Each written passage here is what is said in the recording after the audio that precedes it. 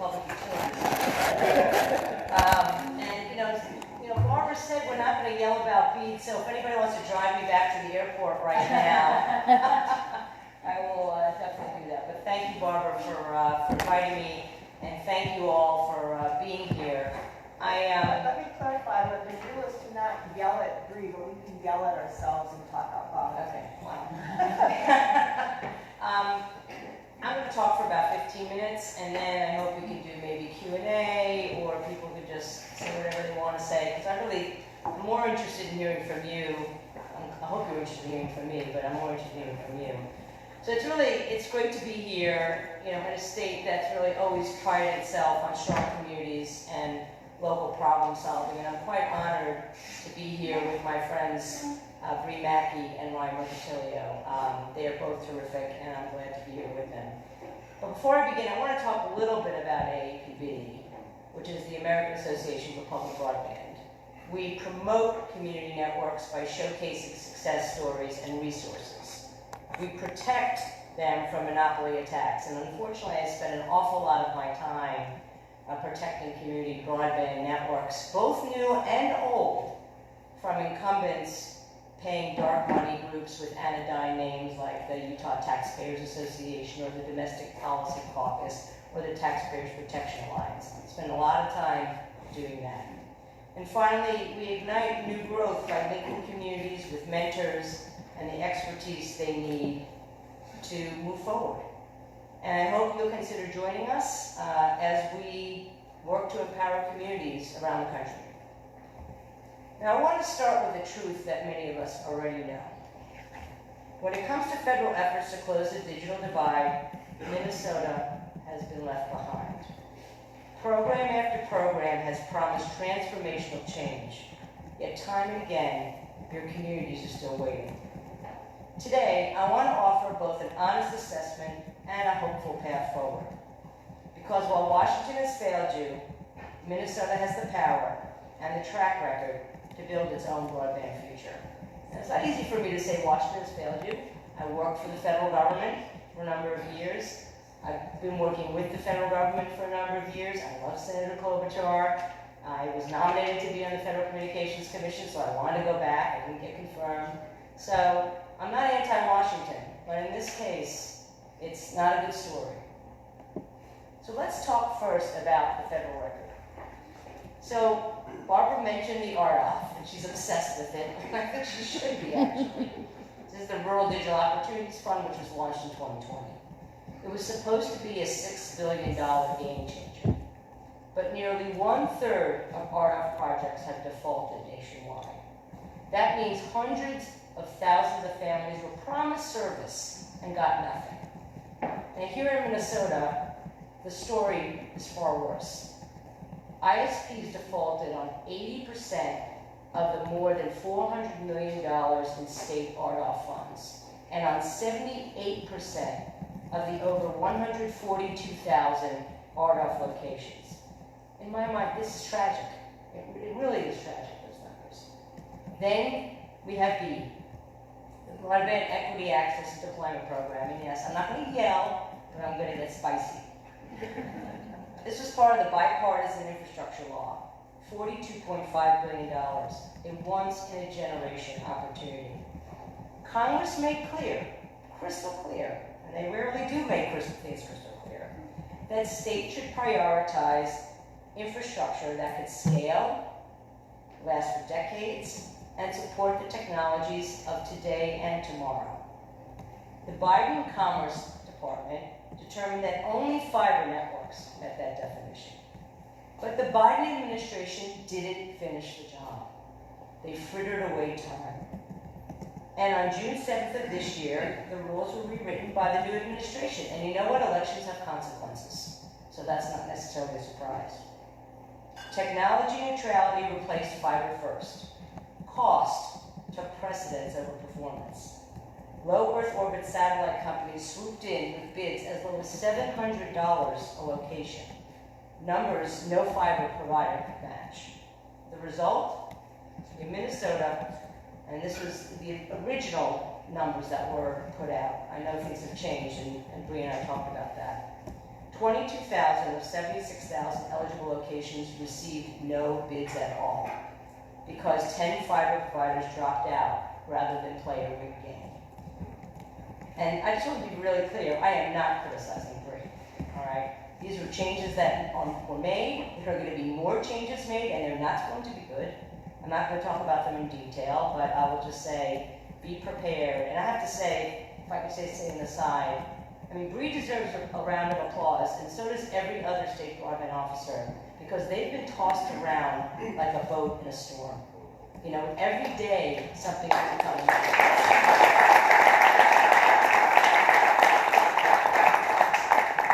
It is amazing to me that so many state broadband officers have not quit. I just got a text this morning from a state broadband officer with whom I'm close, who said, I need a new job. She continues on, and it's really quite remarkable. Anyway, of the remaining locations in the state, just 58% will get fiber, while 25% will get satellite, and 17% fixed wireless. But let's be clear, the latter two aren't long-term solutions. They're not bad for temporary, but if we're talking about what Congress intended to fix this solution for the long term, they just don't match up. Satellite's expensive, congested, and limited. Fixed wireless can't keep up the demands of advanced applications. And for nearly a third of BEAD-eligible Minnesota households, there is no solution. And that's, again, really sad. But that's not all. Congress didn't just fund deployment. We talked about this a little bit, the non-deployment funds.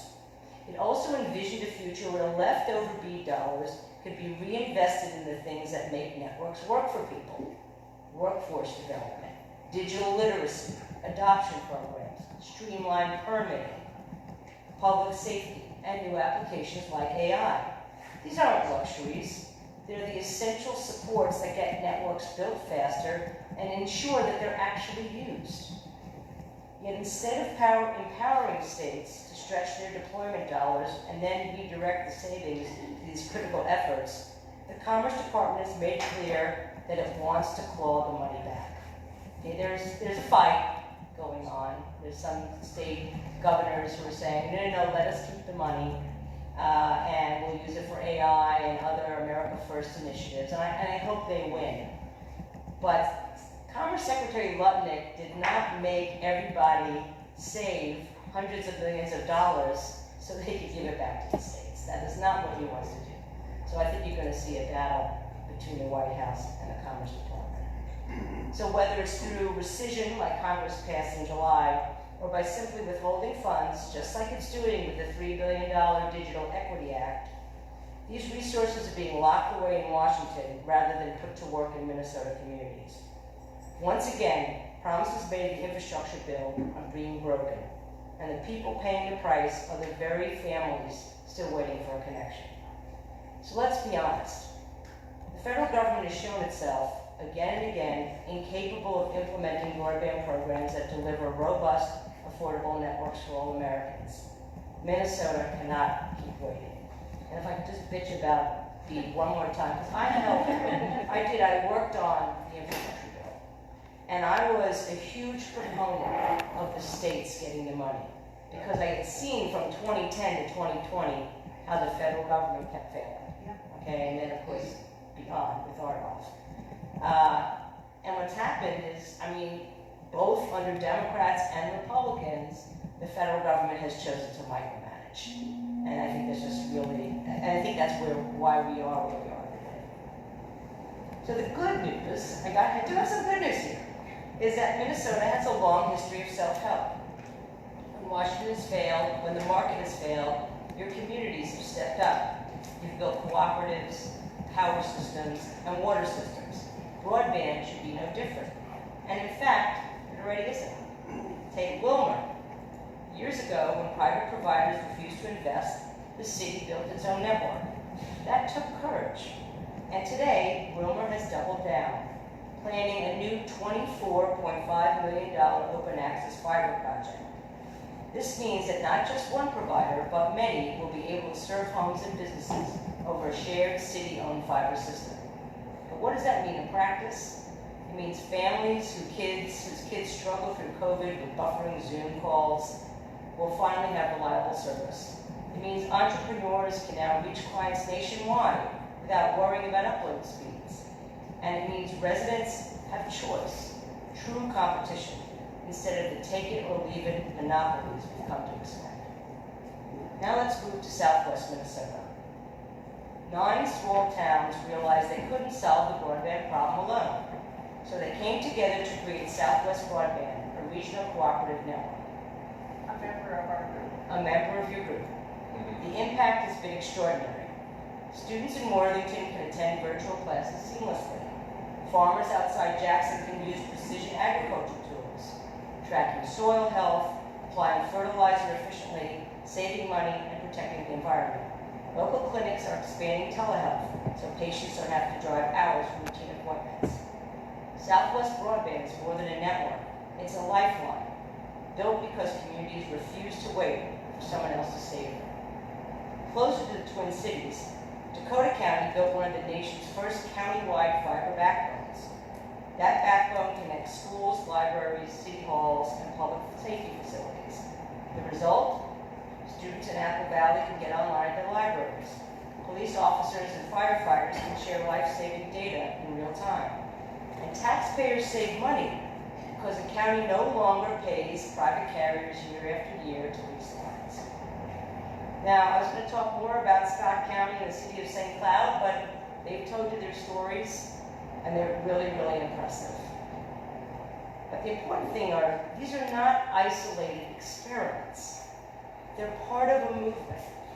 Over 700 communities nationwide have chosen to own their own broadband infrastructure. They're living proof. Community-owned broadband networks work. And remember, community broadband is not just about fast internet, it's about transformation. When a community builds its own fiber network, the benefits ripple outward in powerful and measurable ways. I've traveled all around the country preaching the gospel of community-owned broadband. And the first thing, even in wealthy communities, I get is, oh my God, it's so expensive, right? I have a AAA bond rating, I don't want to risk it. Look, I'm from a poor community. I'm working with a bunch of counties in Michigan, with Vivacity, and Flint, Michigan, they just don't have the money. And I think sometimes they lose sight of the fact that it pays off, not only in savings, but also in actual revenue. So let me just talk about a little bit about the benefits of public broadband. First, economic development. Businesses today make decisions about where to locate based on infrastructure. Roads, water, and power still matter, but high-capacity broadband is now at the top of the list.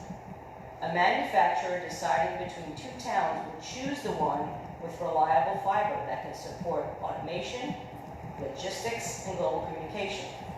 Hospitals expand services where fiber makes telehealth possible. Entrepreneurs launch startups in places they might otherwise overlook because they can now serve customers anywhere in the world. Second, population growth and retention. Families want to live where opportunity is abundant and quality of life is high. In rural Minnesota, young people are more likely to stay or move back if they know they can work remotely, take online classes, and build a life with the same digital resources they have in the city. Broadband has become a cornerstone of livability, as critical as good schools and safe streets. Communities with fiber don't just keep their residents, they attract new ones. Third, housing and real estate values. I've got a brother-in-law who builds new homes, and this is like, when people buy new homes, they not only want to know what the property taxes are, they want to know what the technology is. Realtors will actually say that buyers will ask as much about what kind of connectivity they have as the property taxes. A community with fiber is a community where homes sell faster and at higher prices, strengthening the tax base and fueling local growth. Last but not least, cost savings and new revenue streams. When a city leases lines from private telecom companies, it pays year after year with no equity to show for it. But when a city owns its network, those dollars stay local. So instead of sending profits to shareholders in another state, communities can reinvest savings into teachers, firefighters, and other public priorities. Utilities use fiber to detect water leaks and power outages before they become disasters, saving millions. Public safety agencies share data instantly, reducing response times, and most importantly, saving lives. A community-owned fiber broadband network can also be a source of new revenue. Local governments can lease excess fiber capacity to private providers, anchor institutions, or wireless companies, providing steady wholesale revenue. In addition, community networks can support smart city applications, such as traffic management, utility monitoring, or public safety systems that save money while opening opportunities for service contracts and partnerships. Over time, these revenue streams can reduce reliance on outside funding, lower taxes, and ensure that the economic benefits of broadband stay local. A community network isn't just a cost, it's an investment that pays dividends across the community. And fiber doesn't just connect, it protects. Has anybody heard of fiber sensing technology? Okay, I see like one or two heads nodding. Right, okay.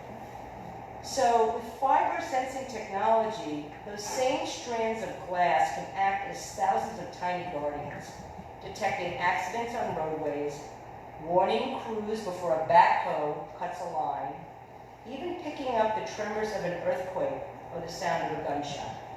So fiber doesn't just carry data, it carries peace of mind. It's really, if you've not seen or heard about it, I encourage you to learn more about it. And perhaps most importantly for the future, fiber is the foundation for artificial intelligence. AI applications, from precision agriculture to advanced manufacturing, from autonomous vehicles to telemedicine, depend on moving massive amounts of data with speed and reliability. Only fiber has the bandwidth, low latency, and symmetrical speeds to power real-time decision-making at scale. Without robust fiber networks, the promise of AI will remain out of reach for most communities. With fiber, Minnesota communities can lead in deploying and benefiting from these transformative technologies. So in sum, community-owned fiber networks build stronger communities, more vibrant neighborhoods, healthier families, and more resilient communities. It creates places where people can live, work, and most importantly, thrive. So let's return to where we began. Federal broadband programs have failed the state. They promised a feast and delivered crumbs. But Minnesota doesn't need to wait. Minnesota knows how to help itself. The path forward is community broadband. Cities like Wilmer, coalitions like Southwest Broadband, counties like Dakota and Scott. These aren't dreams, they're models, ready to be replicated across the state. Because broadband isn't just infrastructure, it's opportunity, it's fairness, it's security. And it's the foundation for the communities we dare to imagine.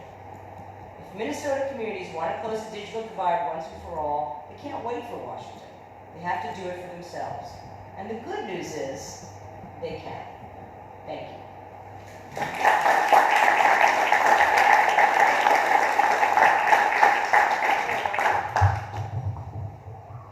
Okay, we have time for questions, but first, I have to come back here and do a microphone introduction of a latecomer here, a drive-through. Please introduce yourself. Hi, my name is Eric Pratt. I'm in the Minnesota Senate. I represent most of Scott County, primarily the communities of Shakopee, Prior Lake, and Jordan. And recently announced I'll be running for the open congressional seat here in CB2. So I chaired the Jobs Committee in the Minnesota Senate. I got very involved with both energy and internet availability and accessibility, and glad to be here with you. Very glad to meet you and being in your district. All right.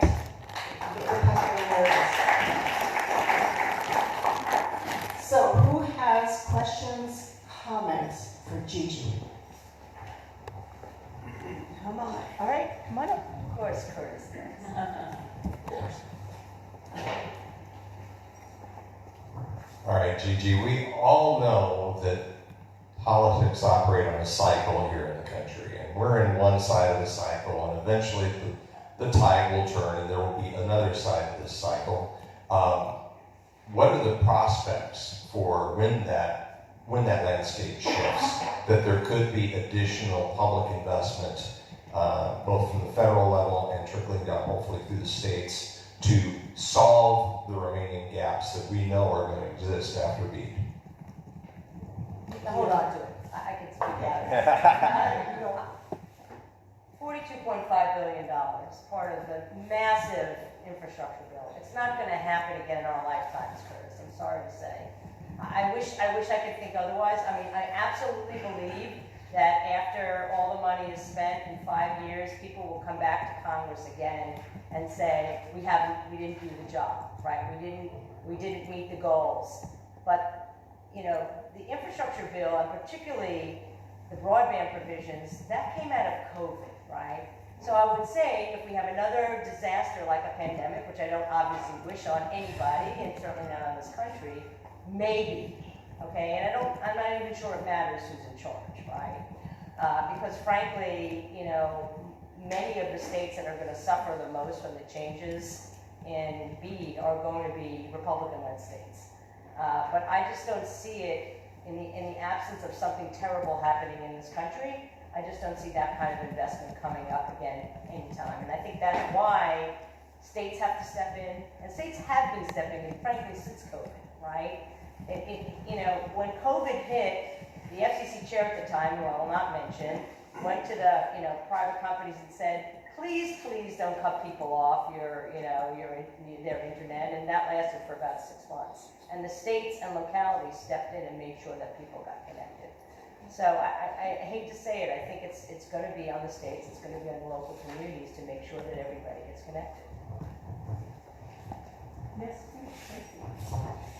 only asking because I didn't talk about it all, but can you just talk a little bit about the Digital Equity Act funding and the loss thereof? Oh yes, happy to. Not happy to, but I will actually. Go ahead, Barbara. Okay. So this was as part of the bipartisan infrastructure law. Congress authorized and appropriated $3 billion for 3 digital equity programs. Okay. And this was originally a standalone bill called the Digital Equity Act, which was championed by Patty Murray in Washington State. One was planning grants for the states, which I think most of that went out, right? Bree, you guys spent that. The second tranche was for states' own digital equity. And when I talk about digital equity, I know equity is a dirty word in some places. It's basically efforts to get people online. Okay, it's either to tell them where can you get inexpensive internet, or here's how to use your computer. Here's how to use a browser. So it's digital literacy. And we take for granted that we open up our computers and we know how to use search engines and AI and ChatGPT and what have you, but a significant portion of our population, particularly certain populations, don't, okay? So some money was going to go for state digital equity initiatives, and the others were going to go to nonprofits, a grant program, basically, a competitive grant program. And the Biden administration announced a bunch of winners for the competitive grant program while they were walking out the door, and the Trump administration just shut it down and said, look, the Digital Equity Act is unconstitutional because there are 8 covered populations that are supposed to benefit, and one of them was racial minorities and ethnic groups. The rest were like low income, rural, incarcerated communities, a whole bunch of other communities where they said, this is unconstitutional, we're not giving you the money. Now, 22 states' attorneys general are suing the Trump administration more broadly for money that was authorized and appropriated by Congress, but not expended. And there's conversations about bringing a separate lawsuit against the administration, just the Digital Equity Act, because they raised the constitutional issue. I won't get into the politics around that. Maybe I'll talk about it later, they can. But again, that's another opportunity. And it's one thing to build infrastructure, but if people don't know how to use it or can't afford to use it, then it's just not as valuable. So that's another $3 billion that's just not being, and again, another reason for communities to build their own, because you want everybody to be served, right? You've got a different, your ROI is different than a private entity. You want everybody to be served, and that includes affordability. Okay, who's next up? Raise your hand. Oh, you're next. You can't forget you. Yes, all right, you go. And it doesn't have to be a question, it can be a comment. I mean, if you disagree with me, if you think I'm full of it, say Questions, comments? it. Let Ryan talk. All right. No, I'm Well, Rye's up next. Come on, Rye. Well, thank you very much, Thank everybody. you so much.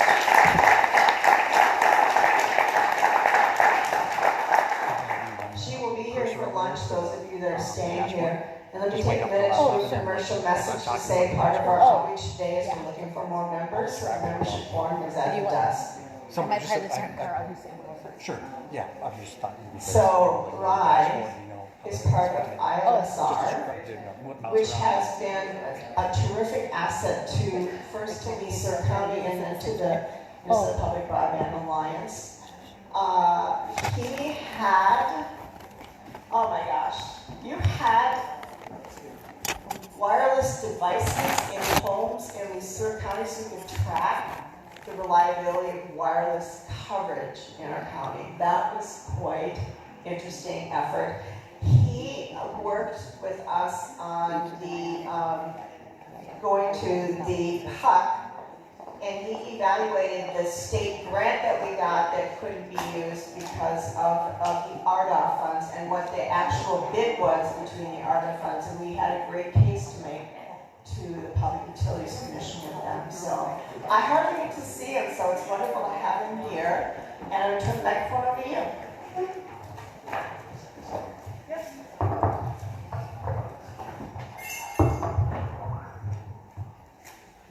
Thanks, Ann. Hi, everybody.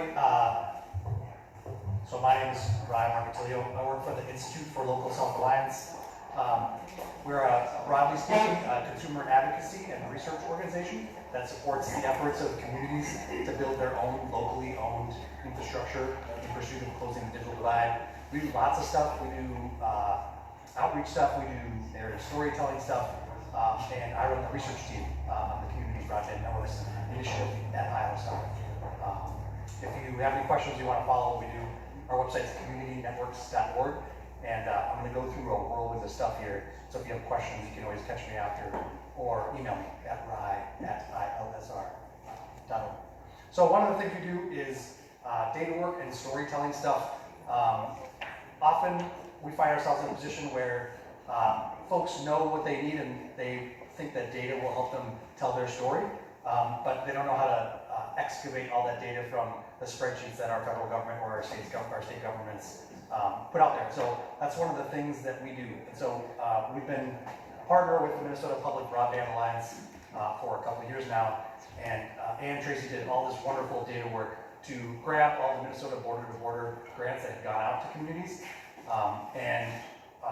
We had the idea to put it together in a way that might be helpful for folks who are looking to go to their local councils or chambers of commerce or whomever and use that data to tell a story. And so that's what you're looking at up here. This is a dashboard that just represents publicly available data from the state of Minnesota's border-to-border program for the last 10 years to show particularly how local communities have stepped up to put skin in the game and commit their dollars in order to close the digital divide in their community.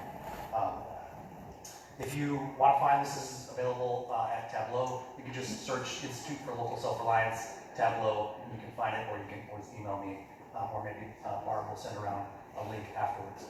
So I'm going to try to describe kind of some of the stuff that we're seeing on here, and then for a few minutes, and then just answer any questions that folks might have.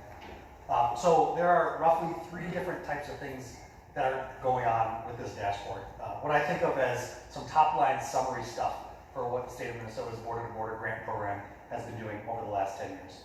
In the top left there, you see a county map of Minnesota with some different blue colors. Darker blue in that top left just means that in those counties, those local communities have committed more dollars to local broadband projects in partnership with providers that are trying to close the digital divide in their areas.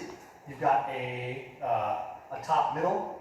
Right there in the middle, you've got this county level map with some pie charts that show size and sources of matches for towns that have committed dollars in the Minnesota border-to-border broadband grant program to local broadband projects.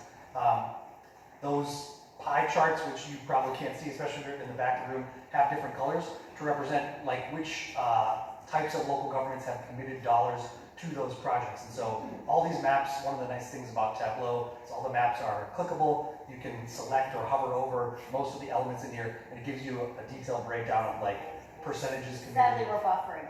Oh, we're buffering, okay. So, That's okay. imagine it. Yeah. Shows you things like the names of townships and whole dollars committed or percentages of the project that they committed to these things. Are you able to scroll down, or are we still buffering? I can scroll down, but I can't. That's right, if we can't click on it, that's okay. Scroll down to the bottom right. There you go. You got that bar graph, that horizontal bar graph in the bottom right. Totals by project or provider. So it shows you that, you probably can't read it, but I think it says cooperative, large for-profit, and local for-profit, and the cooperative horizontal bar is the largest. And so it shows you the size of projects that have gotten grant dollars and the percent of those projects that have been contributed by local governments. You can see cooperatives are doing a huge amount of work in Minnesota, followed by local small for-profits, and then the large for-profits in the state. We got two more graphs going on here that show what I think of as changes over time. If we go to the top right of the dashboard, there you go, that area graph with all the triangles. This is the Minnesota border-to-border grant program over time. You've got an orange dotted line there, which shows the percent of the grants in a given year that were contributed by local governments. I think on average over the last 10 years, local governments have contributed about 10% of the total project cost to those projects in their communities. And so that area graph just gives you a sense of how that value has changed over time, the size of the program, and then how much entities have contributed in a given year, 2014 or 2016 or 2018. And then the second kind of like change over time graph is that middle right, the vertical dark blue bar graph, which shows what kinds of local entities are contributing. And so if you think at the very bottom there, the light colored blue, that's 2014. As we move up, that's we get to closer to 2024, and you can see how much local governments are contributing over time. The tallest bar is counties, so they're doing a huge amount of work in the state of Minnesota. But you've also got townships and cities and EDAs and other kinds of like local boards in there as well. And then third is your bottom left. That's just the clean spreadsheet with project total cost, local match, provider match, and some other stuff in there. That's just the clean spreadsheet. We thought some people love to look at spreadsheets. It's organized by provider. So that first row that you're seeing there are all the cooperatives that are doing work, and then we go down to large for-profit, I think, and then small for-profit. And so one of the great things about Tableau is, if you scroll back up to the very top, most of this stuff is searchable, and we can't see it now because it's buffering, but there's a couple filters that we added to the top right so that you can do things like select a particular county and then the entire dashboard will change to show you all of these values for that particular county. And so if you're interested in LeSueur, or you're interested in Scott, or wherever you live in the state of Minnesota, or you're looking at tell a story elsewhere, you can select any particular county and it'll change. And then you can also select any combination of counties and any combination of years for the Minnesota border-to-border program. And it'll show you, did the local match go up in 2016? Was it disproportionately represented in 2018? How many providers and their names for participation in 2020 program? And so we hope that data can be useful to tell these stories because they're hugely important. Just to echo a little bit of what Gigi said, one of the things that I take away from this is that local governments play a hugely important role in getting these projects off the ground. They demonstrate buy-in from our local communities to ensure that everybody has good access to the internet. The more that we can solicit the feedback of folks who live in these cities and towns and deal with those providers every day, the better chance we have to solve this problem once and for all.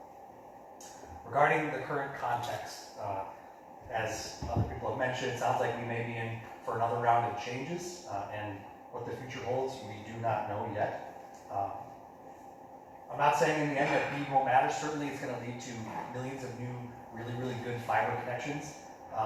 across our country, but what I'll say is this.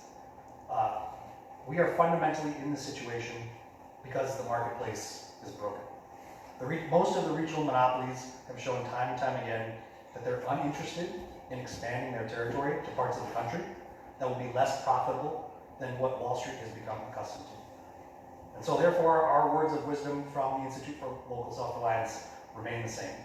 Small and especially community-owned networks should be vastly preferenced when we give out public funds. As we learned from RDOF, listening to what locals are saying about the providers who are slated to get public funds to build in our communities is important. And so far, it does seem like, to some extent, states are doing that with BEAD. Small providers are getting a lot of those funds when we're looking at the September 4th numbers that come out. We'd like to see those numbers even bigger, but it's good to see that trend happening. In 10 years, when this conversation about access to the internet moves on from infrastructure and starts talking about things like affordability and reliability and data caps, those states that have done everything possible to preference small and community-owned providers will see the results. We'll see more people online and a healthier, more economically prosperous and informed and engaged citizenry. So I'll stop there. Happy to answer any questions. We can also talk about this. Thanks, guys. Great. I'm going to send that link. You send me the link, I'll send the link to everybody that's here. Sounds good. Any questions? Okay, sounds good. Yeah.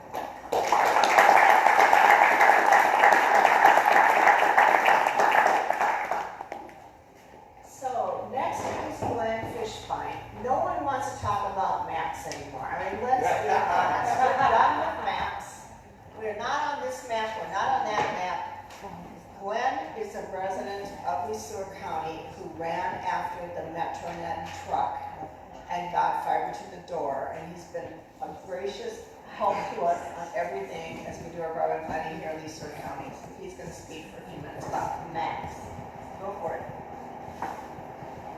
Well, there are many maps. There's maps on paper, and then there's maps in the mind. And I think I'm going to focus a little bit on the mind maps more than anything else.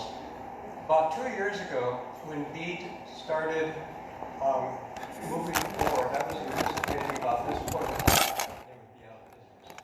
Because BEAD was going to be a great success, and therefore we wouldn't have anything left to do. About time the NOFO came forward, there was a sudden realization that the phrase generational investment means that a generation life expectancy is about 10 years. And one of the things that we also started seeing as we went to the satellite heavy bias is that the anticipated growth of demand for broadband services over the next 10 years is not going to be 100 by 20. It's going to be more on the order of 400 by 200 in rural areas and 1 gig symmetric in urban areas. So what we're effectively building today through the BEAD program, where it's not fiber, is planned obsolescent technology. And that technology is not going to work very well. We've done some pretty objective analyses, mathematically based analyses of how far you can take Starlink, how far you can take Kuiper. And the bottom line is you can't take them very, very far. You start getting into all kinds of issues. God forbid there's a tree in the way, or that you're in a multifamily dwelling unit, or that cats like sleeping on Starlink devices because they're self-heating in the winter. So there's all kinds of issues that basically say that satellite is fantastic if you're in Nevada, but if you're in Leesure County, you can have saturation issues in fairly short order. So what we've been doing, instead of shutting down operations as a company, we have actually been expanding operations, and some of the areas that we're seeing that are going to be of high demand going forward are things like telehealth, because what's happening to our healthcare system? Well, it's getting more expensive, the quality of services are going to be dropped, and it's going to be more expensive to deliver these services, and telehealth is going to require high bandwidth services and the ability to know where to invest if you're a hospital system or if you are a state agency investing in healthcare. That's one of the growth areas that we see, and the 100 by 20 model, even if it were actually implemented, would not be adequate for that type of services. The other thing that we see is that, as Gigi has pointed out, precisely, is that the federal government is actually incapable of delivering services. In our studies, we've done well over 300 counties, about 50, 60 tribal areas. We've done individual villages in Alaska, something north of 100 of those. We've looked at well over 200 RFP responses to various state bids. And what we see there consistently is that the community knows what the hell's going on. The state often knows some of what's going on, and the feds never know what's going on. So part of the solution that we've seen that works going forward is a model that Washington State developed about 3 or 4 years ago. The state actually funded something called the BAT team. BAT team is a broadband action team, and the funding is doing essentially what Barb here has been doing for the last, I don't know how many years. The difference being they pay their people in Washington and I hope they But the thing is that the investment in that, when we started doing work in Washington State, that team system was already in place. And instead of trying to figure out what was relevant to a community, there are people in place already who knew what was relevant for a community. Now, as you go forward into this, whatever land of BEAD that we're going through, at the state level, we would strongly encourage you to actually look at the communities and fund their broadband action teams, their equivalent. Washington State has a good model that's worth stealing. There are other states that have done that as well. And the local needs, as ILSR continuously points out, are always more likely to be settled by local development efforts. But again, you need some sort of organizational impetus to make that happen. And again, our recommendation, we try to get those BAT teams in operation, whether they're voluntary or if they're paid for. Because that's the way you get the information out. That's how you get folks like us to do analysis. That's how you get some of the fiber folks to start paying attention to the profitability of these solutions. But it's got to be ground up to work as well as we think it should work under BEAD. And that is what you know. Questions?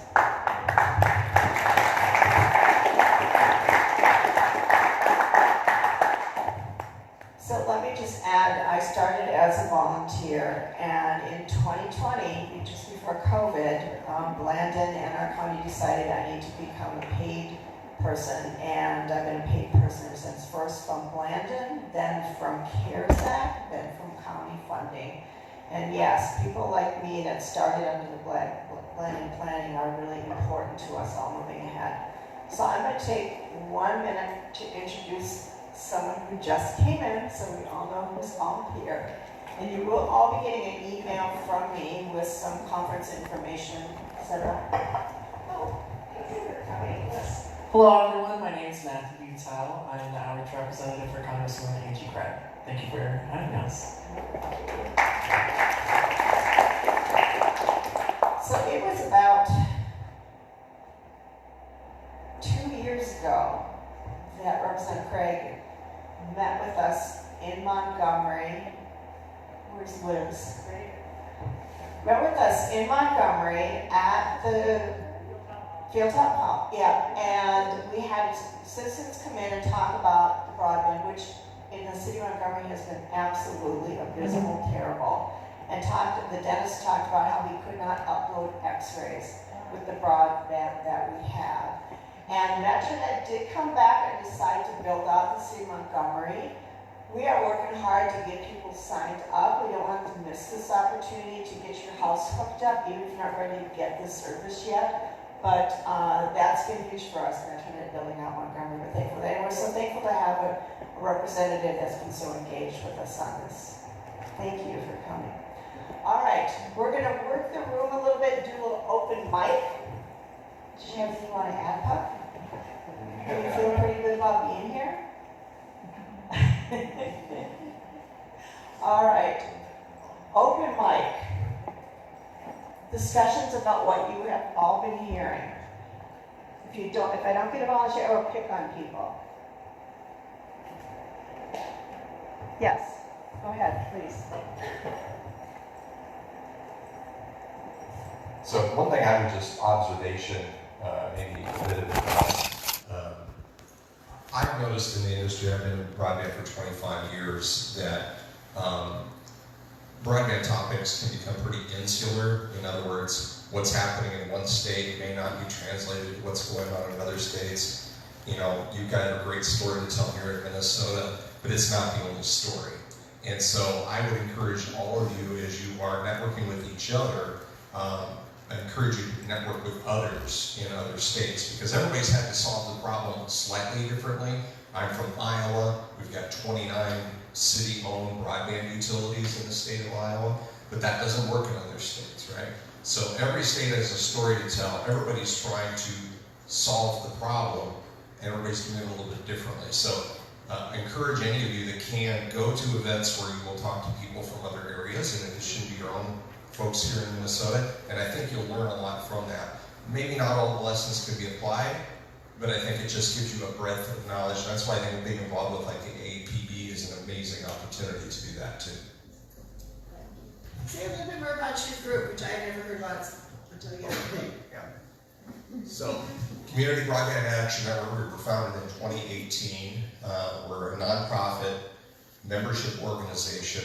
Our slogan is building broadband bridges. And what we mean by that is to help communities, providers, whoever, get from where they are now to where they want to be, and help them identify how to solve the problems that they don't know how to solve. Because we only know what we know, right? And there's always people out there that can solve problems. And our members are communities that are aspiring to be solving the broadband problems, like Wilmer. They are providers that are already in the business and are operating in their communities, both whether they're privately owned or publicly owned.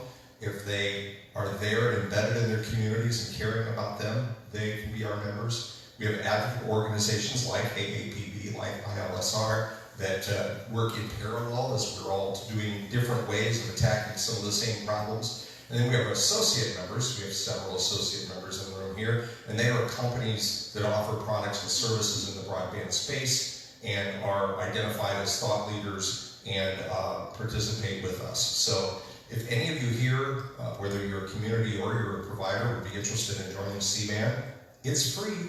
Our membership is free. We make people like Bonfire pay dues to keep me in gas money so I can go to things like this. But yeah, I've got business cards. It's broadbandaction.com is the website if you don't get catch up with me. Shameless promotion complete. That's what I was asking for.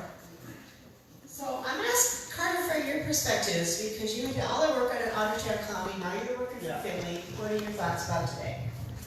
Well, I want to echo on this gentleman's thoughts. Our firm has had the privilege to work on BEAD programs in a number of states, 6, 7, 8 states. I've worked in Missouri, Illinois, Colorado, Washington, Iowa.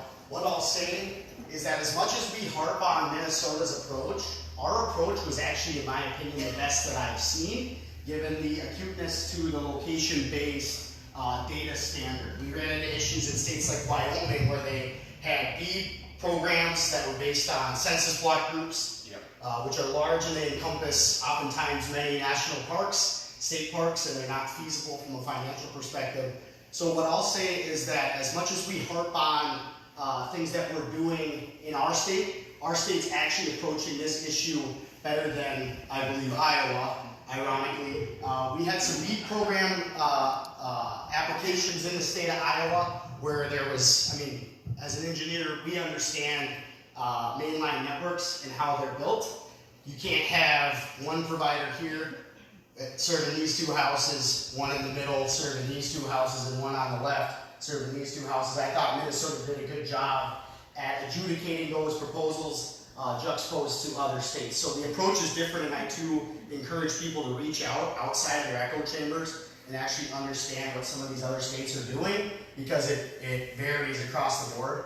And as Gigi explained earlier, while we might have a surplus for now, I don't anticipate that we will have a surplus at the end. Our firm uses as-built data to cost and estimate the prices of broadband proposals, and I've seen a lot of low bidding, not just from satellite, but from fiber providers. So we've actually been on the losing end of this equation, where we've lost out on business because we've told people this is exactly how much it costs, it's not an estimate, it's based on real data, so. I just want to add that Leicester County got an earmark. About 4 years ago, we started down that road. It's $1 million earmark. The county's required to own it. And they were in the process of doing similar work with BevCom to get about 55 households in a patchwork area coming down. It goes down through the reconnect side in terms of the contract management and all that. And we've got our architectural stuff was done and passed at the feds and is passing at the state. So that's another avenue. We don't know where we're going. There's a lot of holes. You can see my maps over there. They're a mess because we tried this and that got cut off. We tried that. We have a lot of patchwork to do to finish up here in Leicester County. So, and they're very engaged in continuing to. And we put in, is it 1.5 million for matches for border to border? Can't remember what a dollar amount was. Pretty significant for a county our size. It's townships investing and the county being the bank for it. Other comments? I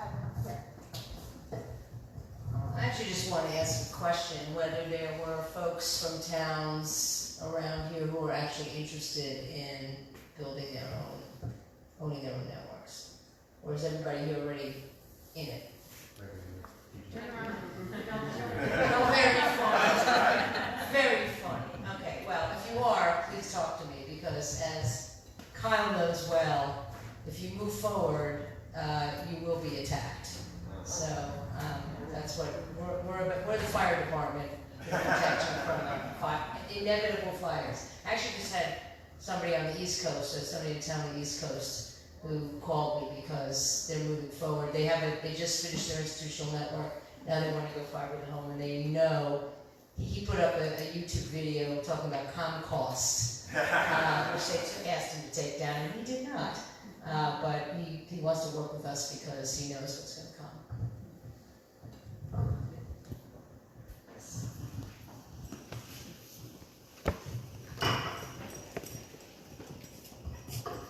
Two things.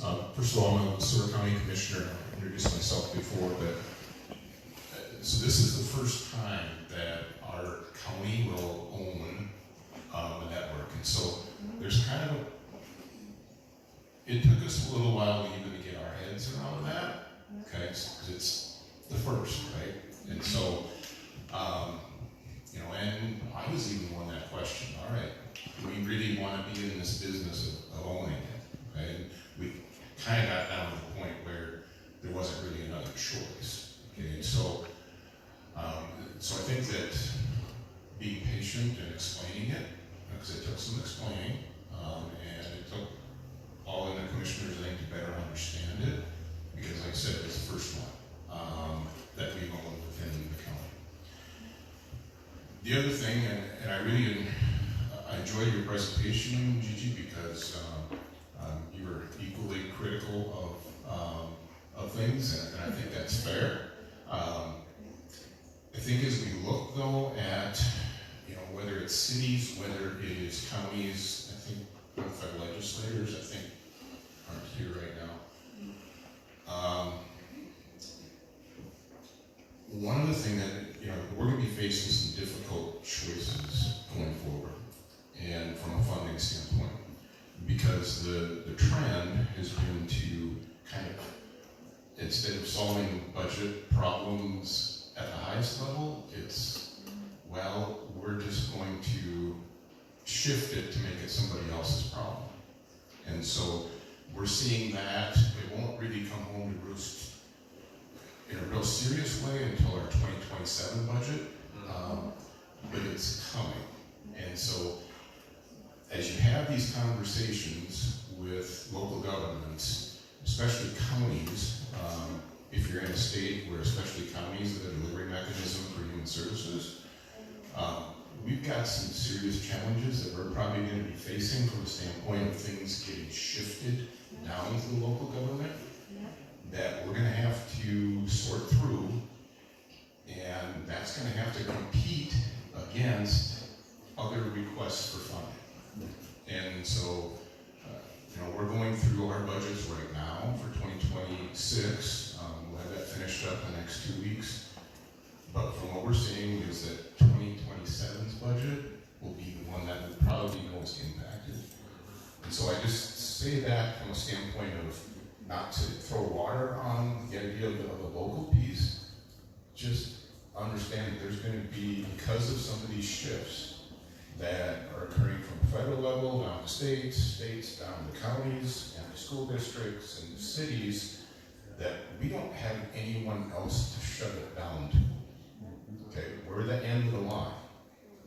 And so it ends up going on property taxes, if we're going to end up doing that. And there's only so much of an appetite for that.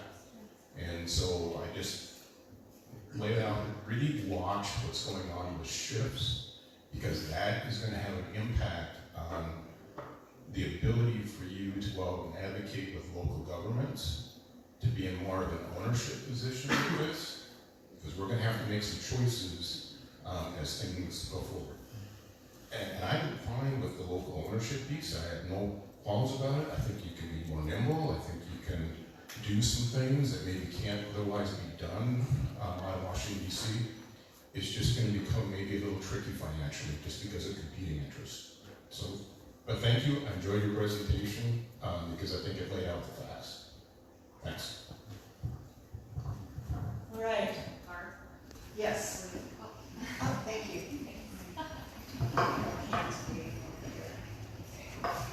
Hello, Benny Krause again with the Southern Minnesota Initiative Foundation. My question and request actually for learning is going to be coming more from me as Benny Krause as opposed to the Initiative Foundation, because I'm 90 days in, so for me to come in on a 4-year strategic plan and shake up the table and whatnot would not be, I think, prudent. But I really appreciated your comments, Commissioner, on just the competing priorities here and the nuance and complexities of local ownership.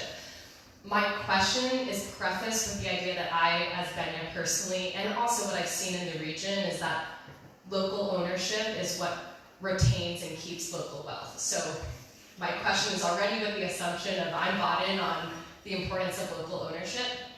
I also know that, so I will say I got hired on by a hiring committee that included Jake Anderson from BevCom. And I'm from Waseca County. We've benefited very much by having a local regional-based provider who, as many of you probably know, has actually converted into an employee ownership model. So in terms of varying levels, right, of what local ownership looks like, it can look like a regional community-based provider. It can also look like an ESOP sort of model as well. So I think we have a lot of great examples here.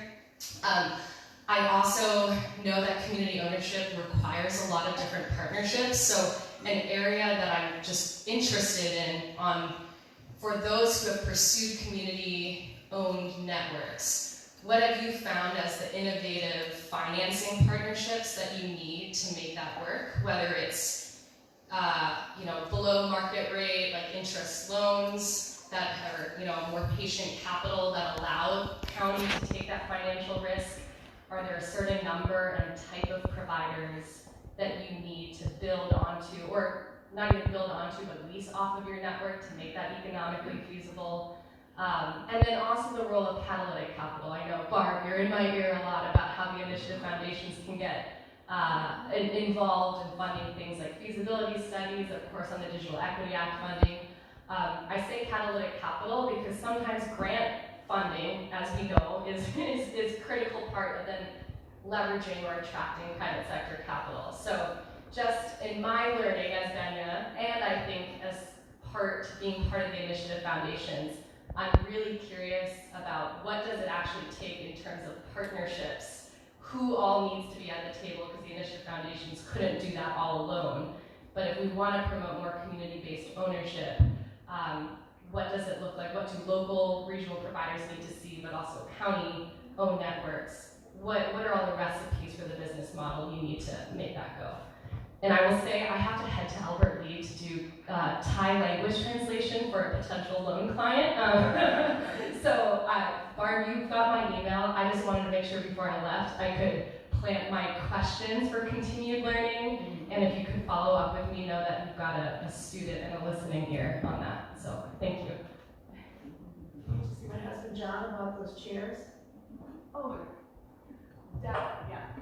Excuse me. Oh, okay, thank you. Oops. Okay, who can answer that question? You have some ideas about that? Oh.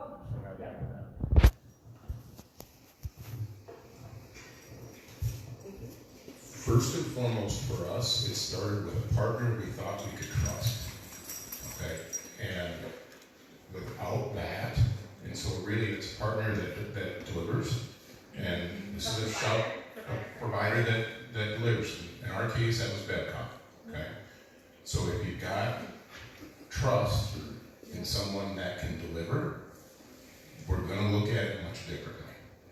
And so if you can't start there, I think it's going to be hard. But if you start there, I think you can accomplish some things. Yes, sir. One of the things to think about when you're looking at putting a fiber network in that's locally or community owned is the life expectancy of the asset. On the federal depreciation schedule, there are 22 years minimum in terms of, because existing fiber networks, you're probably looking at 50 years. If you look at that investment in terms of a monthly interest paid mortgage, it works out to something, depending upon where you are, between $20 and $30 a month per household. At that point in time, if you can couch it in a small incremental tax, then the financing can become much more manageable.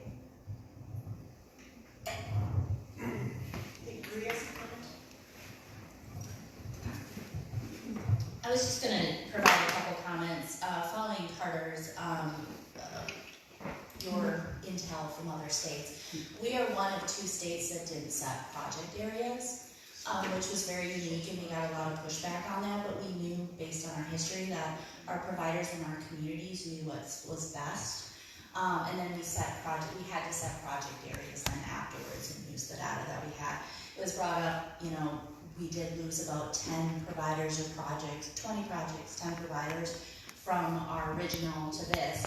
And I will just say we were not able, we were in the evaluation stage. So we internally could use it, but it wasn't public. So, I would just reach out and have conversations with the Minnesota Telecom Alliance or Association or Cable or anyone else, and ask their members will probably share if they decided not to proceed. And then the other thing I was just going to say is one thing we take very serious at the state too is local support. And so we're talking about what can communities do. When we evaluate state applications, we look at if they have the community support. We're not going to fund locations that go and they won't have the take rate. It's not good state investment of our taxpayer dollars. And we definitely don't force providers into our tribal nations and our tribal partners. So just wanted to make that very clear.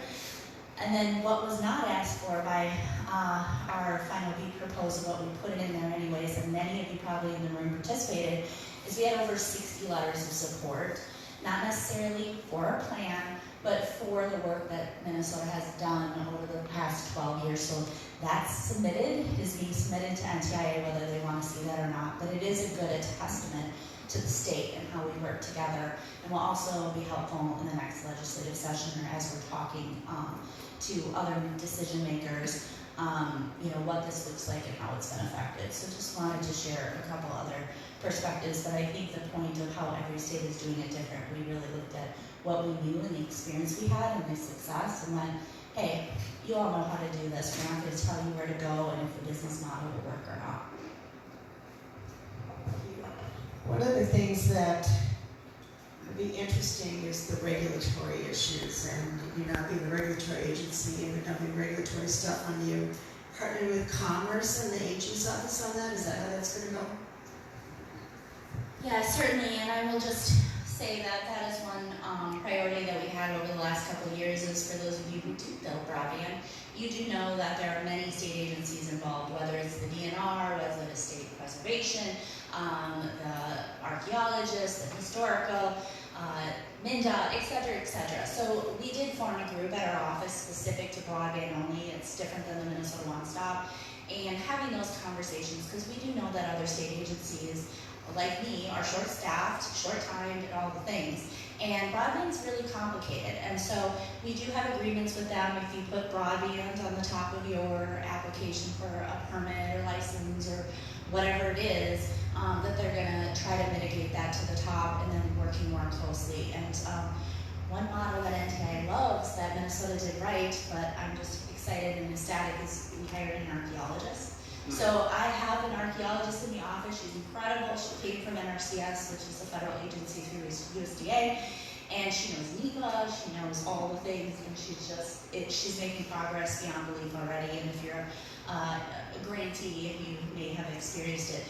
Now, if we could fix the rail, which I know that that's an issue I dealt with. I'm looking at Chuck because that's such a hard railroads are a hard one, that we're running into some issues. So hopefully with B we can get through that. But otherwise, as far as state agencies and preparing for NEPA, I think we're ready.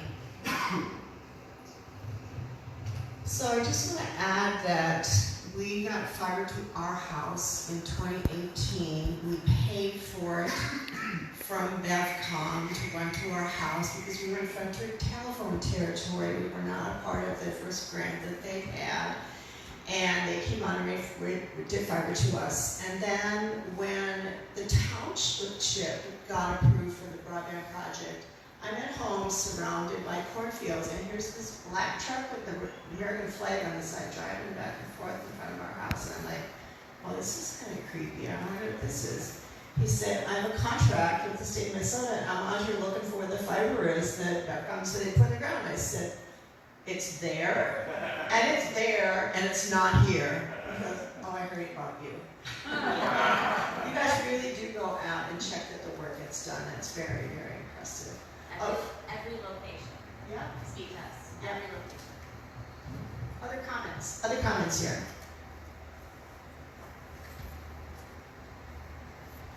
You ready to wrap up? Pardon me? Thank you for organizing this. Yes. Thank you very much for organizing this. This is Ottawa Township here, and it is a gravel pit. It's a real challenging area in the western side of our county. Like, couldn't you open it again and get some more money from it? They are hoping to get hooked up through bead or line extension. Thank you for coming. Yes. I'm Lanesburg Township where you are, and Janet is Ottawa Township, so it's a tale of two townships within our county. We happen to be the neighbors between Barbara's house and BevCom in Prague. So geography, in the first border grant, Barbara walks into our township meeting, and I didn't know who the heck she was. And she said, I need some money to get for this border grant to get Lanesburg wired so Darien can get wired and connect to Barb's house. And we couldn't write the check fast enough. She wanted, and I remember the dollar amount, $25,050, and we have 780 households in our township. Couldn't write the check fast enough. I don't know what you're doing, but if you're bringing high-speed fiber to our door with BevCom, we're in. And then you get to Ottawa Township. So we're the northeast township in our county. Janet is in the southwest portion, and there's different geography. And we can't get wireless to Ottawa for all the dollars in the bank. We keep trying. We keep trying. We got lucky in my township. We keep advocating for everybody else in our county to get high-speed fiber. I think they're in the BEAD application. We'll see. Yeah, they'll be very, very happy. All right, are we going to be wrapping up here? So everybody signed in with their addresses, and you'll be getting a follow-up from us with the link from Rye. And I want to thank first, before we go, Carl Mink. Been on our committee forever, brought all the technology over for us. We will have a video of this if anyone's interested in getting it. That we'll put that on our website. And our Roy is here. She was a great person in helping us to get started on our broadband projects. Maxine is here completely as a volunteer. Lives in Scott County. Had a chance to talk to our Scott County person. And Liz is a great volunteer, she came in and helped as well. So this has been a great center for us to meet. Thank you, Jackie, for letting us come.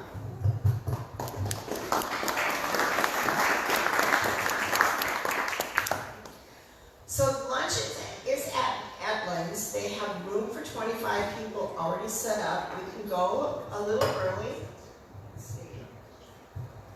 Yeah, take your time and head over that way, those of you that signed up for the lunch over there. It's at Lynn's, it's a Tech restaurant. They grind their own coffee. It's a wonderful place, and they've set up their back room for us, those of you that want to stay for lunch. Any last comments, questions? Well, I think we're good to go to lunch. Thank you all for coming.